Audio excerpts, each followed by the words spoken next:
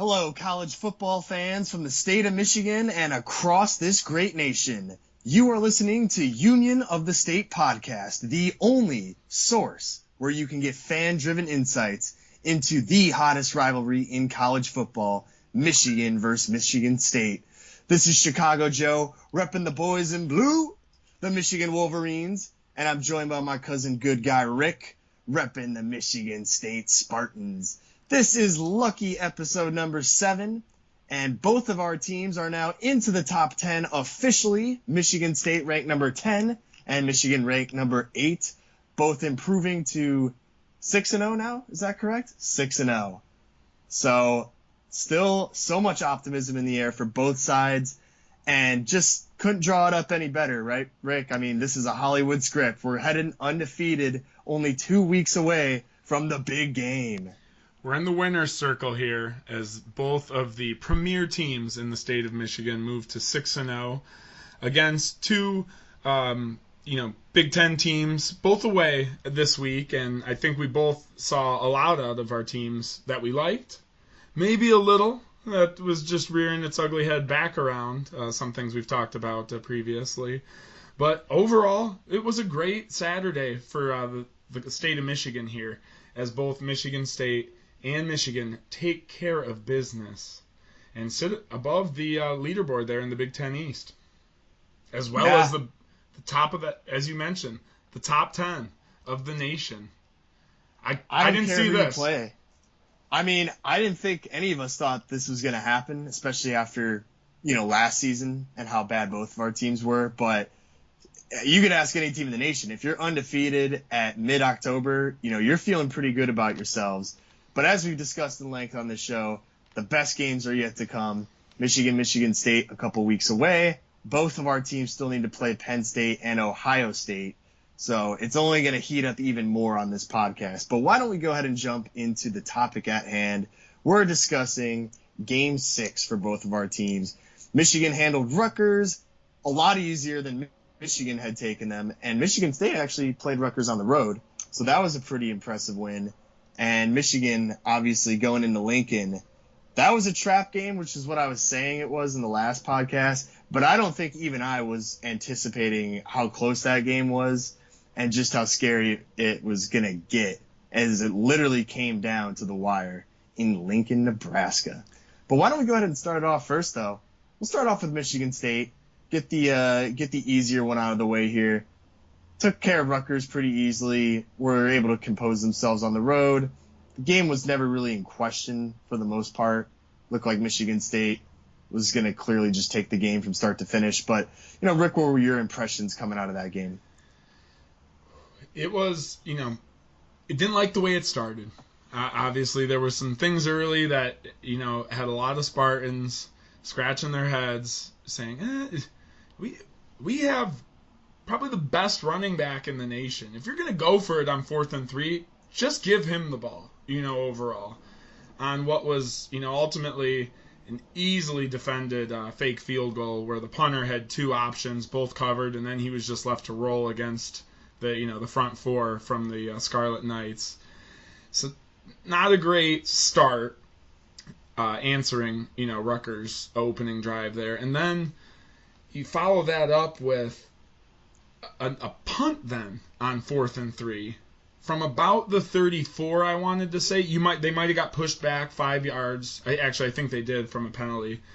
So on the following possession they come down, and then same 4th and 3, 4th and short, punting the ball now. Okay, and then ultimately rolls out of the end zone for what's a net less than 20-yard punt. So, once bitten, twice shy in that case. They didn't want to get burned again. Yeah. Well, overall, there was definitely something going on too. If you getting the delay of game call, that there was definitely some miscommunication. I didn't think from the broadcast that the Rutgers, stadium was necessarily filled to the brim and causing disruption there. Don't know if they just got a little bit of check the batteries on the headsets that they're rocking in the helmets or what there, but definitely some confusion early. And that ultimately carried on to the last play of the second half, which I'll get into. But before I get there, it was So yeah, made you feel a little uneasy early. I think Rutgers goes up 10-3, then quickly responded with a dime pass from Peyton Thorne to Jalen Naylor, and that really started a theme that led to 60-plus yard touchdown passes between the two of them. Jalen Naylor finishes with 4 catches for over 200 yards, I think in the first half alone, in those 3 touchdowns. So they got him cooking early, and there was one particular touchdown, I think it was the second one, where he catches the ball. He's got 2 defenders right in front of him on the sideline there, and he just beelines that thing 45 degrees, guns it for the opposite side of the end zone, beats them and beats the rest of the Scarlet football team. And I think the announcer at the time said, and he played high school track. It sure looked like he ran college track there, the way that he put the burners on. So as we, are not accustomed to here in Michigan State territory, big time playmakers making big time plays. I mean, could you love anything else? If you can do that to someone, why not? Those second chance opportunities like that, where he's able to reverse field, they don't come often. And then so that gets us through the 3 touchdowns. We're pretty much rolling. I think we got him 21-10, 21-13. Noah Vendral is taking a beating from the D-line, and that was the theme of the game pretty much, is they just kept coming after him. Blitzes were heavy. Safeties were just knocking people around in the secondary there. And then early on, the linebackers were struggling from the ejection that Cal Halliday was still serving, or suspension. Right. We had Ben Van Summeren and Quavarius Crouch out there. They're able to make plays, but you're definitely seeing that they didn't have the chemistry from working as a unit all year together. So then we sub in Noah Harvey, who was a starter on the team for the past 2 years, I want to say, and then this past year gets usurped by Crouch or Halliday. I'm not exactly sure which one, because he's pretty versatile, and that's him coming in there for Van Summeren shows that too. Ultimately, kind of taking the second linebacker position. But they were able to batten down the hatches, and overall didn't allow Rutgers to even threaten in the second half. So now that gets me to the end of the first half, where MSU's driving, moving the ball well. I mean, they really did all game. There were only a few possessions where weren't reading on some passes, weren't able to get the runs off. But overall, they were pretty much very consistent on offense this game. And then you're seeing the play calls. MSU's got a couple timeouts. They're going for a play. They're wasting a lot of time in between plays, ultimately, with the clock ticking down between 10 seconds. And they go for it and Peyton Thorne throws a would-be pass to the end zone out the back. And there does appear to be 1 second on the clock. Mel Tucker's claiming he called a timeout. I think the entire Rutgers bench and team goes to the locker room there for halftime. Then the refs go review, and then they have to pull him back out. So ultimately it worked, and Rutgers blocks the punt end game there. So it's really, did it even matter? Greg Schiano, iced him twice with 2 timeouts and then faked the third. So he's kicking it. But, it was, I think it was blocked. It looked like it was blocked live, but the replay actually looked like it might have not been. But you can't really tell on some of those things when the ball is moving that fast. That's interesting that you bring up the clock issue, because that's something that's always been sort of part of the home field advantage, is nobody really knows who these timekeepers are. And there's that infamous Michigan State game where the Michigan State Spartans at home, the clock management of the Spartans timekeeper gave Michigan State just enough time to get those final points on the board. I'm sure you know which play I'm talking about, but anyways, just wanted to interrupt with that little piece right there. Shout out to TJ Duckett.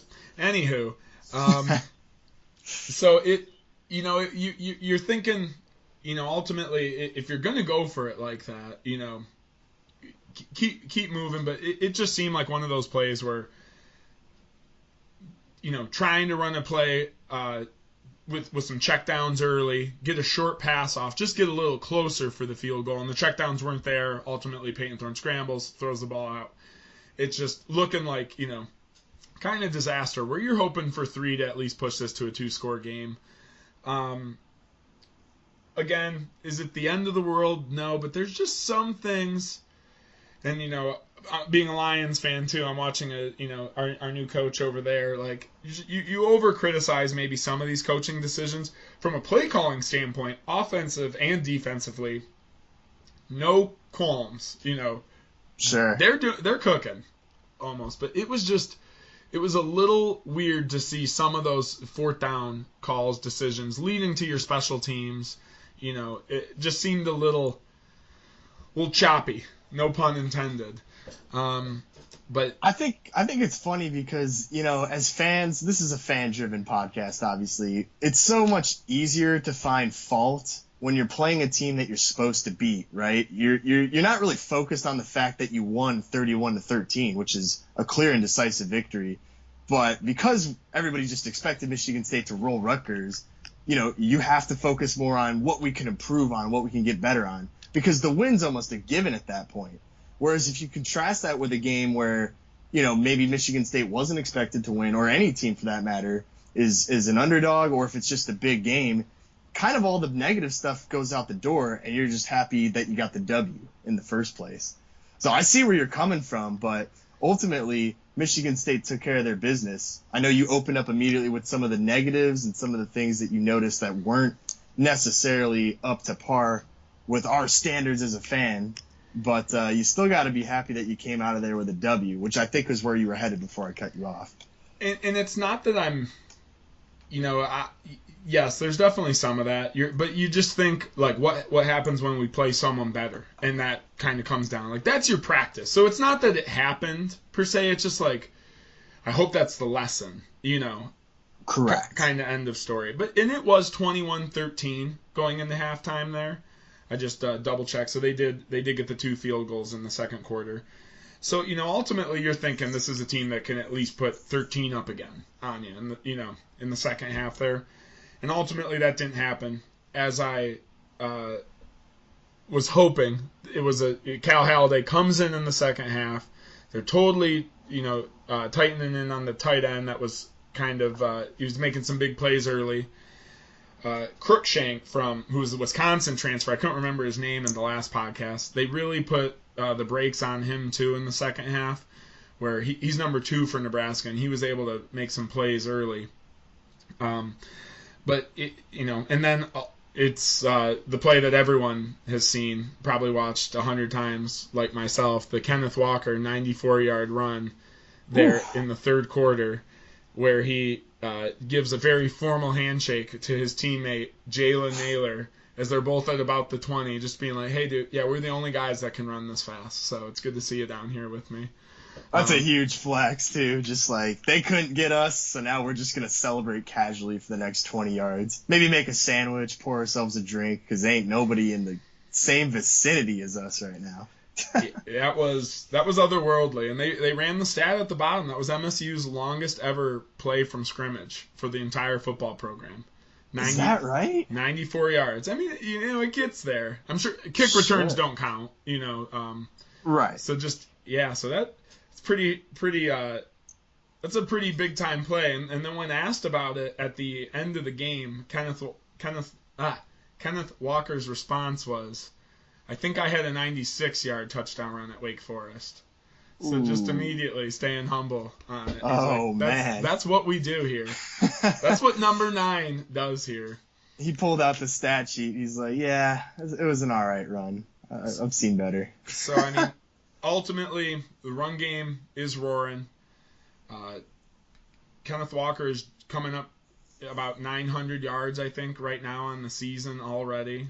It's the best halfback in the game right now, halfway through college football, which we're just not used to, as I alluded to earlier, like a guy getting that kind of, national love right now as he's getting. So, hey, I hope he keeps rolling. Enjoy him while he's here, because it's looking like he will not be here next year, at least from early looks.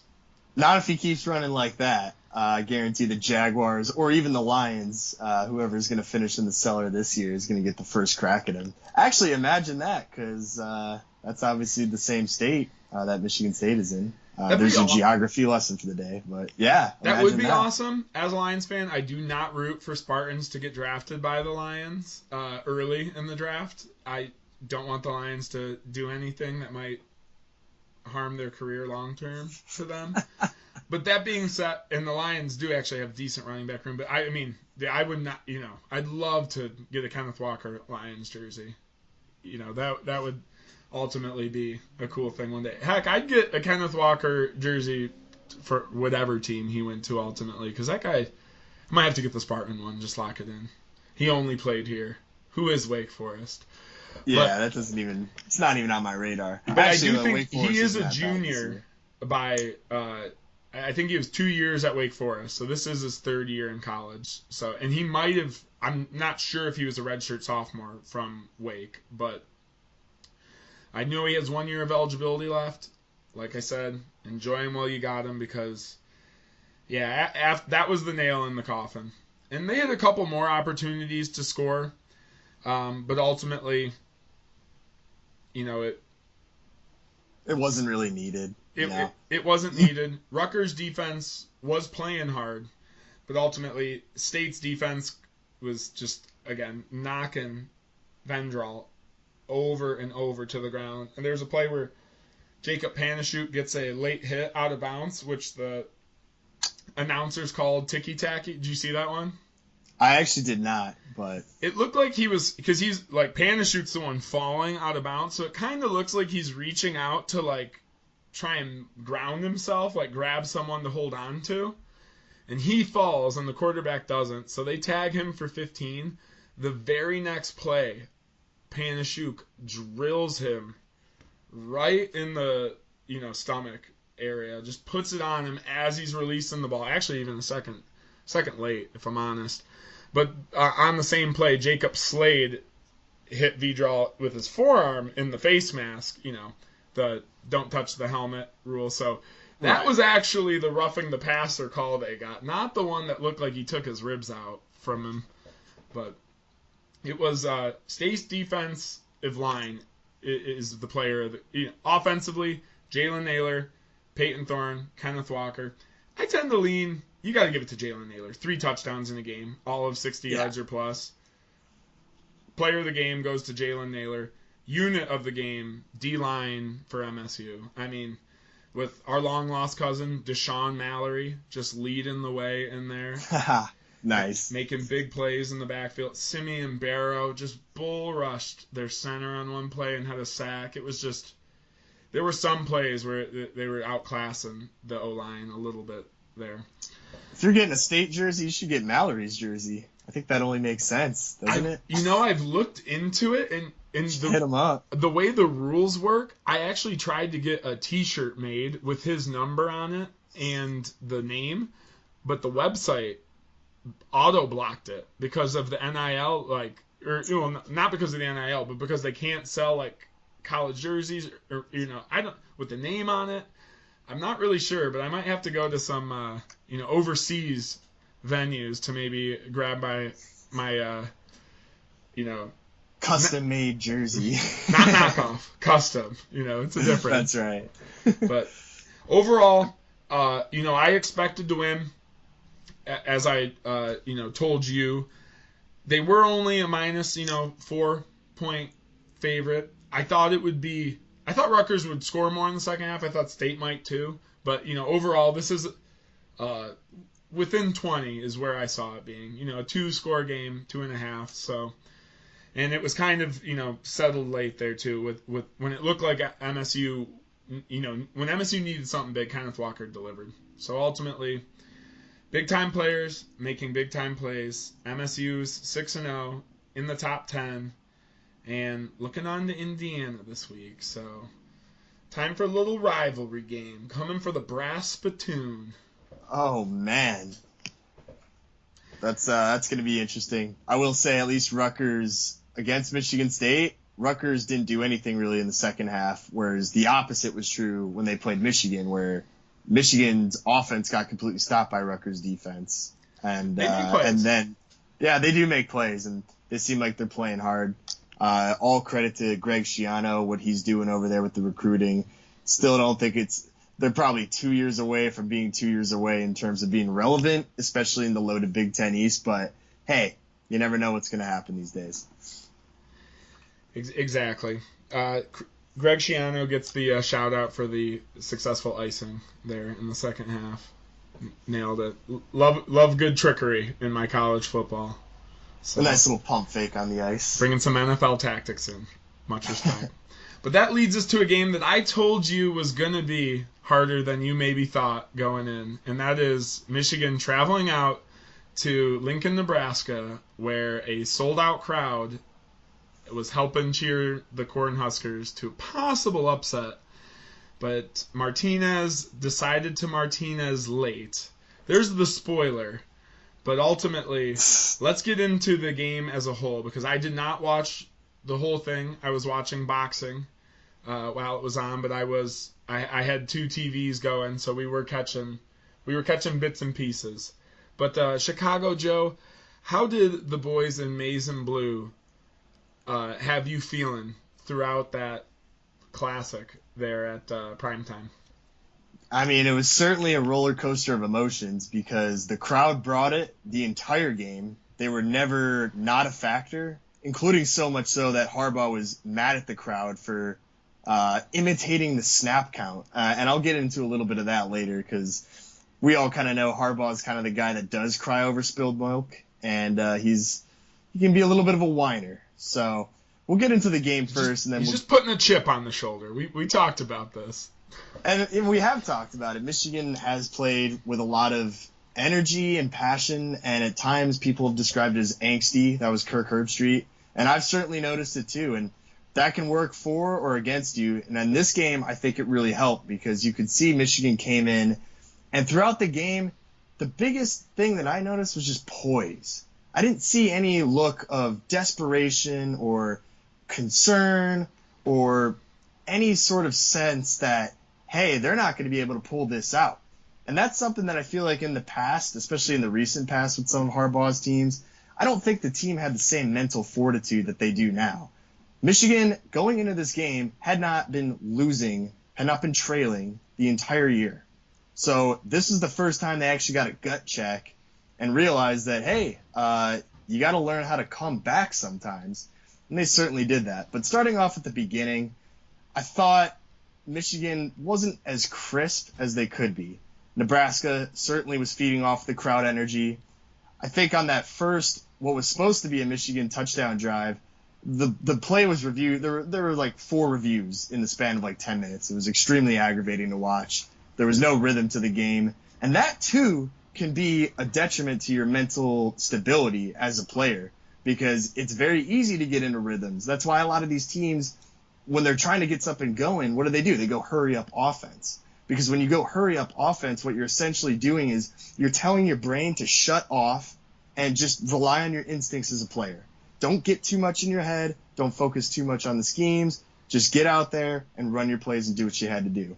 Now, even though Michigan has never really been a hurry up offense team, they still seem to have that sort of cadence where they stuck to their game plan, lots of running, but this time a lot of the focus shifted to Cade McNamara.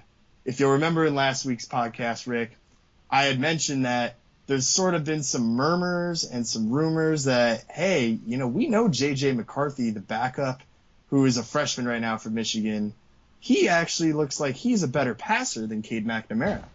And I'm going to say right now, I feel like Cade McNamara has heard that, and his response was this game. I thought, despite what the numbers show, he ended up throwing the ball 38 times. He only completed 22 of them for 255 yards.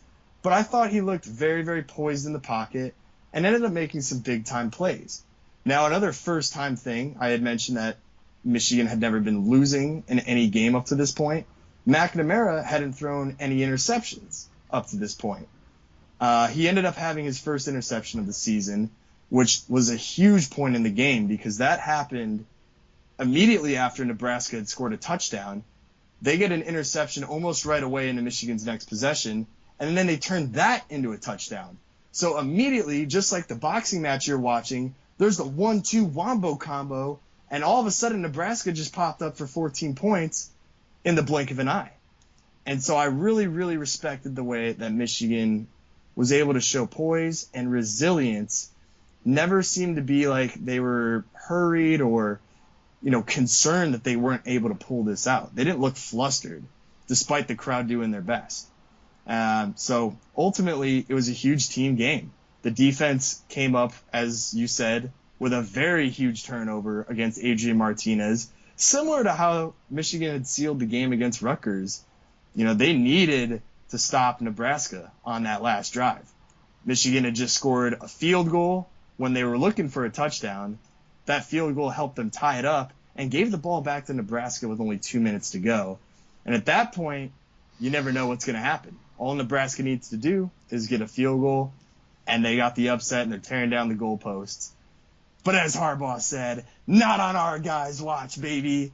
And another huge fumble caused by the Michigan defense when they needed it most. That play was the source of a little bit of controversy, as it seemed as if Martinez's forward progress had been stopped. He had been running the ball up the middle and actually got a first down. It was a third down play to begin with. So it was a huge, the clock was going to stop. They're moving the ball forward. All Michigan fans are putting their heads down saying, uh-oh, here it goes. It's happening, it's happening. But right before that whistle was blown, and you can even watch the replay, the referee was putting the whistle in his mouth right as the ball was stripped out by Brad Hawkins. And the ball comes out, and the game was over because a couple plays later, Michigan's able to kick the field goal, having essentially recovered that fumble in Nebraska territory. So, give all the credit to Nebraska and their fans. Nebraska is probably the best 3-4 team I've ever seen in my life. They played Oklahoma to one possession. They took you guys to overtime in East Lansing, and then they almost took it over on us as well. So just a lot of action going on, and I really respected the way that everybody on our team played. Well, you got to love that. And COVID is the reason that the longest sellout streak was destroyed there in Lincoln, Nebraska. Because prior to last season, I think they had a streak since the 1960s going, early 60s too, of sold-out shows in Lincoln out there. And it's because what else are you going to do on the weekend in Nebraska? And trust me, multiple people have told me that. I have state friends that have gone out there for a year, and they're like, yeah, I ended up going to like every Nebraska game that season. Because it was like there's nothing else to do on Saturday, and it was the biggest party literally in the state. It's the best show in town. So yeah, I think ultimately, if I could just get back to the quarterback conversation, they're starting to use McCarthy as kind of a running style dual threat quarterback. He actually had a couple runs in that game, which weren't bad. And he actually had a 4th down and goal quarterback sneak against Wisconsin. So that's kind of how they're using him right now. They're not really committed to any one quarterback, but without a doubt, this is Cade McNamara's team. And despite the one interception that I said was a huge point in the game, I really, really appreciated the way that he played, made some really nice passes, was able to extend drives, and for the most part, looked pretty sharp. The running game is always going to be there for Michigan, and I would be remiss if I didn't talk about Haskins hurdling a man. That was college track meet stuff right there, Rick. Did you see that play? That was insane. It was a 50-yard run. It was, I believe, one of the biggest plays of the game. I know Cade McNamara had a pretty big pass earlier in the first quarter. That was essentially a touchdown setup, even though they didn't get it. But yeah, Haskins hurdled the man clean, and that ended up setting up Michigan to put them in a place to tie up that game against Nebraska in the fourth quarter. So that was really, really cool as well. Lots of interesting stuff to talk about in that game for sure. My heart is still pacing after watching the entirety of that game. Because every time I thought that, hey, we got this in the bag, we're going to pull away with it, Nebraska seemed to have an answer. So super competitive, high-level Big Ten matchup. And originally I was sort of like dubious of the fact that why are they playing a night game against Nebraska? This just seems a little out of left field, but it certainly lived up to the hype that even I was unaware of, and that's coming from a Michigan fan. So just a great game for the Big Ten, great win for Michigan, and heading into the bye, I think it's really going to be a big boost for their overall confidence. Now that they have a week to sort of digest what's happened so far, this was certainly their biggest test. They were able to answer the test, and hopefully they learned a lot from the adversity of being down for the first time all season. Yeah, Nebraska, best 3 and 4 team in college football. I would hate to be one of their fans right now. That's got to be tough, losing in prime time like that in 2 games that you have realistic chances of winning. Going into overtime against State, throw an interception for the walk-off field goal, and you look like you could be on your way to overtime against Michigan, or maybe win it outright and fumble the ball. It was very Lions-esque. Walk-off field goal. Yeah, it was very Lions-esque. Especially after this week, but that's another story. So we feel for the Nebraska faithful out there. Go win a bunch of games to make us continue to look better to close out your season. I do want to bring up one more point. So there was a little bit of controversy for basically Harbaugh was kind of saying, as I mentioned earlier, that on the one touchdown that I think they got, it was like an illegal formation that he was like crying about. And of course, you can't really tell what's going on during the game because if there's not actually a penalty called, it's a lot easier for no calls to go undetected. But apparently Harbaugh was very, very upset about an illegal formation that Nebraska had that was not called by the referees and sort of ended up not being a factor. But similar to one infamous Ohio State-Michigan game, had it not gone our way, I guarantee you would have heard a lot more about it. He also had the comments that not on our guys' watch, like they weren't going to allow themselves to be upset during that game. And then the third thing that Harbaugh sort of said that was getting some attention around the internet was that Nebraska's crowd was in fact so live and so into the game that they began to imitate Michigan's snap count by clapping their hands. And there actually was a penalty called, but it was just a warning penalty. Wasn't actually enforced, but the referees did pick up on it probably after Harbaugh was in their ears for, plenty of time just crying about it. But again, if you win, you can, especially in big games like that, it's easy to sort of gloss over what didn't go as well for Michigan, which there were certainly a lot of things that they are going to need to improve on. But big test, and they were able to pass this one midway through the season. I'd love to see a college football coach go to the big house and be like, I can't believe they all sang Mr. Brightside at the same time. It's ridiculous. It's ruining the game here. Or what it really is like on whenever you get a fourth down, or if Michigan forces a fourth down and a punt, they do the "you suck" chant. That would be one where it's like, that's unsportsmanlike. How dare they act like that? So yeah, we're not going to get into the student section at MSU and their unsportsmanlike chants as well. So we will turn the page on the crowd ultimately upsetting our guy Khaki Jim. As we move to... Wait, Joe, is there anything else you wanted to talk about at that game? The game specifically, maybe highlight a player. I mean, I know Haskins seems like he gets your player award of the game, and with the shout out to McNamara. Defensively, what was the driving force there? I don't know a lot about this Michigan's defense, so why don't you tell me what kept Martinez, or who kept Martinez at bay the most? I think one of the biggest names, and this is the guy that forced that game-clinching fumble against Rutgers, is Ojabo. David Ojabo has been an absolute play wrecker on Michigan's defense.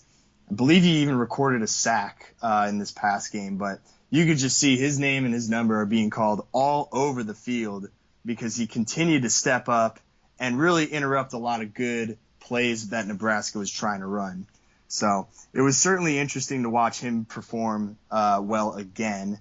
Looks like he only had one tackle, but I do remember that was a pretty big sack in the game at that time. Now, you hear Ojabo's name a lot. You hear Hutchinson. Those are probably the two biggest names you're going to see. Hawkins, obviously, he had the really big fumble at the end of the game. So I don't really want to rotate too much on the defense for this one. I think this one really showed that Michigan's offense is capable of withstanding being down and being able to come back. And I'll just give a shout out again to Haskins for the run, but also Blake Corum on his touchdown run. I didn't know what he was doing at the time, but I later found out he was like imitating Nebraska. He was like, his celebration looked like he was eating corn, like on a cob. He was like twisting it to the fans, and he was like talking a lot of probably unsavory words for this podcast to their fan base. And that just goes again to show that I think Michigan's team is playing with a lot of attitude. And so far it seems to be pretty disciplined attitude. And it all stems from the head coach. Like, if the head coach is popping off, the players feed off that energy.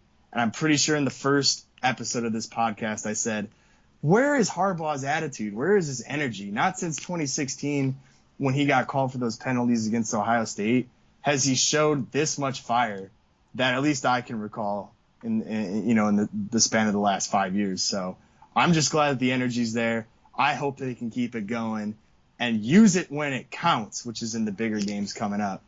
So going into this bye week, it's coming at a perfect time. It was a very emotional game. Hopefully they can rest, relax, recharge, have a nice appetizer against Northwestern, which I'm going to that game, by the way. And then after that, it's obviously going to be the Michigan State game. But I could turn it back over to you, though, because I know you actually do have a game coming this week, and it's against Indiana. Big rivalry game. The brass spittoon is on the line. I don't know what the record is for it. I think MSU's winning, but that's because we stopped playing them for about 10 years in like the 2000s. Early, I think MSU's up in the 40s to like low 20s on that trophy, but they do have it. So it's MSU's time to take it back. And speaking of guys I legitimately want to see in the Detroit Lions uniform, I don't think Michael Penix Jr. is going to be playing this game. But I'm a huge fan of his. When he came into the stadium in 2019... That's the quarterback of Indiana, by the way. Yeah, Penix Jr., big arm quarterback, good run game as well. Or he has the ability to make, some long plays with his legs.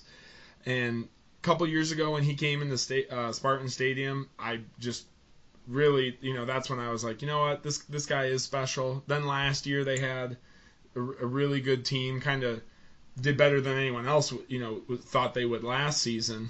Ultimately make a big game at the end of the year, and it's looking like he will not be playing this week. I think he did go out there against Penn State. I'm not sure if he left the game or not, but it looks like Jack Tuttle's ultimately going to be taking over. I know he was injured going into the game. I thought there was talk that he wouldn't even be playing against Penn State, ultimately to save him for the second half of the season, but yeah, apparently he went for it, and whether it was on a hit or something, not feeling great after the game. Are you saying that was last week or a couple weeks ago? I think he injured it a couple weeks ago, but he ultimately tried to play last week. Okay. And yeah, it says here... Oh, wait, no, never mind. Separated throwing shoulder he suffered against the Nittany Lions. So the big injury was last week, but we knew he was a little beat up going into that Nittany Lions game, just for me, kind of following him specifically and seeing how he's doing. So it looks like we could get the backup QB. They still got a decent running back in Stephen Carr and some of the same names used at receiver as last season in Ty Freifogel and their tight end Peyton Hendershot, who were damaging last season and forces to be reckoned with, along with they had one other guy, Wap Fillier. That was it. Some of the best names in college football. Between Ty Freifogel and Mr. Fillier, who's gone on to the next level. So this is one of those games where, if you get a little too ahead of yourself, you're on the road against a team that's trying to prove that they didn't just have a flash in the pan last season, and they're not just a one and done at the, more elite level, here in the Big Ten. But without Mike Penix, that's going to be tough for them to stretch the field. Not to say Stephen Tuttle can't, especially with some big-time players and a good tight end and a running back that can keep you honest. But we're going to look for MSU's defense to lead the charge, maybe let the Hoosiers get a score early, field goal early, and then kind of settle in as the game goes on. And honestly, just keep hitting the quarterback. they're finding ways to do it, blitzing safeties, sending linebackers. They've been very aggressive on the front there, so I think they're going to keep that up and really trying to hurt this, backup quarterback ultimately on way to, maybe getting Jaden Reed going again. He was the quiet, or, the odd man out on all the scoring that happened last week with Naylor taking over. But, hey, if they're going to double team Reed, you just flip the field to Naylor. And if they're covering him, Trey Mosley's always there to keep the ball moving. MSU is a pretty deep receiving corp right now. And ultimately, when you have a home run hit with Kenneth Walker in the backfield ready to go, I do think this one, this one should be a score victory for MSU, whether it's 7-10. I see it in that range. It is at Indiana, looking to not fall to 0-3 in the Big Ten East here, or in the Big Ten in general. Yeah. I mean, do you think it's a trap game then, or is it just something like that you're not really seeing enough threat? No, I think this is the trap game in the sense of, and as fans, obviously, it's easy for fans to look past it. But this is one if the players are the ones that have obviously go out there and they can't look past anything. This team is talented enough. They've recruited higher than MSU has for the last 2 seasons at least. So, they're an on-par roster, if not better, than MSU's, with the exception of the quarterback being down. That is going to be a big hit against their, being that dynamic offense. But, I mean, defensively, they still got guys that, want to compete at a higher level than they're performing to this season. So, noon game, on the road, rivalry trophy on the line that your opponent has. You're not coming in there to defend it. So I think this is a game that they could easily see themselves winning. And if, Indiana's still a big pass away, like if that, if the backup even falls back there and, hits Freifogel or that running back, they're weapons. So they're dynamic players ready to score. It's a trap game, maybe a little bit more than the Rutgers game was because there was that, that hard loss to Rutgers last year that they still wanted to stamp out. But I think the same thing with, as hard as that loss was, I believe we lost to Indiana 24-0 last season. And that was the game actually where Peyton Thorne got subbed in for Rocky, first time. Coming into at halftime, Peyton Thorne has a 50-yard scramble. And that's when that's like when J.J. McCarthy does something special for you guys this season. We're like, right. We're like, are we sure that's not the guy to be playing right now? Like, 50-yard scramble, But especially compared to what Rocky was doing, which is kind of more of a stagnant offense. That's always something that it's just comparison, Like, remember when you were in school? Like, I always wanted to give a presentation after some kid just royally screwed it up. You know what I mean? Or even now, like when I umpire baseball, it's like I hate to say it like this, but if I'm going to be doing, the home plate, which is like the hardest, sometimes it's nice to follow up somebody that just did a really bad job so that everybody kind of knows, like, all right, like the comparison is so obvious because it literally just happened right next to each other. 100%. Bars lower for everybody. But, so this is ultimately one of those games where everyone's going to have to come in on their A game. And if you hit them hard, hit them early, you can coast in the second half, I think. But we'll see, because this is an Indiana team that expects more from their guys. It's a coach that's having a tough season. You can't let anyone, get the catch you while you're not looking, basically. So, do you think, let me flip it to you because we don't often do this, but do you think that this is a trap game for Michigan State? I do not. And the reason is usually trap games happen. Well, first, I guess the main criteria is it's probably on the road. So, yes, that falls into this category. But usually trap games happen after a team has either had a really big victory over a team that they really wanted to be, just a very huge emotional victory. And so when you're having that big of an emotional high from the week before, and then you see a team like Indiana that, you're kind of expected to beat them, then your emotional level would drop down. Well, I don't think Rutgers was necessarily like a statement victory for Michigan State. So I think their emotions kind of not going to styled be on that. them. What's that? So we kind of styled on them. you styled on them. Yeah, I mean, and you took care of business, like I said. No, yeah, the emotions... and I meant that same way. Like, it wasn't like the defense, that might have been a statement for them, but no one, they might have felt like they were making more of a statement. But offensively, they just needed 4 home runs to bury them. Right. I'm talking like, okay, say Michigan beats Michigan State. Well, the next week, if they're going on the road, your emotions are certainly going to crash a little bit after a victory of that nature. So that's sort of where you would be susceptible to succumbing to a team that maybe you otherwise wouldn't lose to. And the other time that I would say a game is a trap game is if you get caught looking ahead 1 week into the schedule. And that's also not the case with Michigan State because you guys have a bye next week. So there's going to be some time to sort of decompress and await that Michigan State rivalry. There's enough time where I don't think Michigan State is going to get caught looking ahead beyond Indiana. And on top of that, like we just said, this is also technically a football rivalry, fighting over the old brass platoon. And Michigan State, as you mentioned, has dominated this rivalry. Indiana's never really been the football powerhouse, and Michigan State has led that overall rivalry 48-17 with 2 ties. So it's pretty one-sided. It's kind of like the little brown jug between Michigan and Minnesota.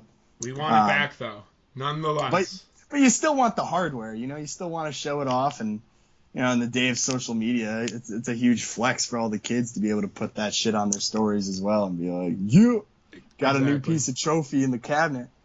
And then obviously 2 weeks later, then you have that big game. So I think both Michigan and Michigan State will have time to sort of let their emotions naturally ramp up as we approach the big game on Halloween weekend. So yep. I don't see this as a trap game at all. I think if Michigan State does what they've been doing, they really have an identity now, which is they have a great running back, the quarterback is efficient, and the defense seems to take care of business. So they don't really need to change anything. This isn't going to be like a massive, wow, we gotta pull out all the stops and really plan for this backup quarterback. No offense to Tuttle, but certainly Penix is the scarier playmaker on the team. So I think it only limits Indiana's options, and it's something that Michigan State is well prepared to handle. And I hear you and agree with you. I think it's Mel Tucker is not going to let this be a trap game, ultimately. No. It could be tough, but he will keep pushing them. He's going to get them to keep working. And I think that just might be the difference. It's just the old MSU fan in me that's just like watching D'Antonio's undefeated team go to Iowa and lose when when Iowa wasn't. That's what Iowa does, though. It happened to Michigan too. They weren't exactly. They weren't quite there that season, and then it's like just like any of the tough losses, you'd hate to see it happen, but kind of how I felt going into the Rutgers game. They're going to take care of business. Both of our teams seem very professional at this point in the year for college football teams. They're going to be they're a college football team, so they're going to make those college football mistakes. There will be a coverage breakdown. There will be, an offsides, a holding. You're not watching the pro game, but end of the day, we're watching 2 undefeated teams, 2 of 13 left in college football, and some people are saying maybe our teams are not as good as our ranking mandates, but all we can do is win the games in front of us, and we've gotten pretty, yes, we've been playing some teams that haven't been the most like crazy wins ever. I've talked about that many times. The bigger games are still to come, but like you said, can't pick your schedule. And with a lot of chaos going on in college football, it's like I said, if you would have asked any of those teams, Alabama just lost to Texas A&M. They're unranked. The same thing could have just happened to either of our teams. Mm-hmm. So you're going to take the win anytime you can get it. This team and your team should never have to worry about that. There's plenty to prove later on in the season. There's a lot that goes into these games than just, what is on paper. Anything can happen, and that's ultimately where Michigan and Michigan State have just made more things happen their way, and ultimately put more points on the board, and that's how we move along. 6-0. Professional's a good word for it, I think. Professional. They're playing business-like. Exactly. Business in nature there. So that moves us on to the final segment here, where we're going to take a look at the greater Big Ten football landscape right now. We've kind of alluded to it, and as Joe mentioned, Michigan's playing Northwestern here coming up. They're one of their 2 crossovers against the Big Ten West. Yeah. And, State was one of the early teams to play Northwestern before everyone kind of really saw, okay, maybe this Northwestern team's taking a step or 2 back. Yeah, they're actually in the bottom of the Big Ten West, which is quite a crazy accomplishment, because that's certainly not what I would have expected from Northwestern. With how many bad teams there are there, but certainly Nebraska's taken a step up. Wisconsin's taken a step back. It's interesting. Iowa's certainly going to be in the Big Ten championship game at this point. They're sitting at the top of the Big Ten West. They're undefeated like both of our teams are, 3-0 in the conference. The second place team in the Big Ten West is a tie between Minnesota and Purdue at 1-1. Who do you like between those two? I think Purdue, because I still don't think PJ Fleck can row the boat. I don't really see much from their team at all. Holes in the boat. And if we're being honest, like Iowa after that Penn State game, they really only won that game because Clifford goes out. Clifford's the quarterback for Penn State. Yeah. He goes out, and I believe the second quarter, and their backup quarterback just had nothing going on at all. And that was the only reason that Iowa barely ended up winning that game, because their offense looked pretty bad. But again, that's probably because Penn State defense is really good. And I'm kind of concerned after watching that game when Michigan has to go to Happy Valley and play Penn State in November of this year. And that's going to be a very, very tricky game for me to watch, because it's going to be a huge test. Thankfully, Penn State's gotten their whiteout out of the way, so we won't have to deal with that. So, as Joe mentioned, we'll move past the ugly Big Ten West. We had to get it out of the way. Standing on top, and we'll focus on the real division. The greatest division in all of college football, the Big Ten East, where it's just murderer's row and then decently interesting teams at the bottom, with Maryland, who can either drop 30 on you in the first half or score 6 points all game, one or the other. Indiana, much less interesting without Michael Penix Jr. at the quarterback position.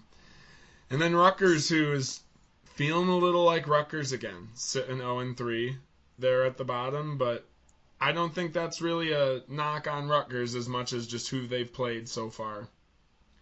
Absolutely. In the Big Ten.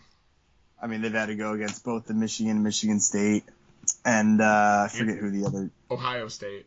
And Ohio State. So that actually leads us nicely into the top-heavy portion. Michigan State, Michigan, and Ohio State, all 3-0 in the conference, and Penn State sitting at 2-1, as I alluded to. I didn't know Clifford got injured. That's huge. How long is he? What's the damage there? Is he going to be out? I mean, he took a big shot in that game and was not able to return. But the interesting thing about that whole conference is everybody's still in it, and it's just going to be crazy, because the Big Ten is usually well known for having a lot of strength throughout its ranks. They're not usually top heavy, say like the SEC, which usually just has Georgia, Alabama. Florida's usually lingering around the top 10, probably missing a couple teams. LSU, when they're on. But, the Big Ten tends to have a lot of teams scattered throughout the top 25. Whereas this time, all 4 teams in the Big Ten East are in the top 10. And they look strong, and all of their losses are very – and by all their losses, I mean Ohio State's lost to Oregon and Penn State's lost against Iowa. Those aren't bad losses. Those are also losses against top 10 teams. So it's going to be really crazy, because these teams haven't even had a chance to go at each other yet. They've sort of been allowed to spectate while the rest of the Big Ten sort of beats each other up. And now, as we're going to get into the back end of the season, that's where all the magic's going to happen. So, I mean, this season is just only going to get crazier. I'm actually really, really, really looking forward to it. I'm happy that it's kind of like this. And by some miracle of the scheduling gods, they're all going to be playing when the games matter most, which is at the end of the year. So it's going to be a good time to be a college football fan. I'll just say that. It only gets more and more interesting as we roll here into the back half of the 2021 college football season. It's halftime in the season. Go to the bathroom, grab some popcorn, and sit back and relax because the show is just getting started.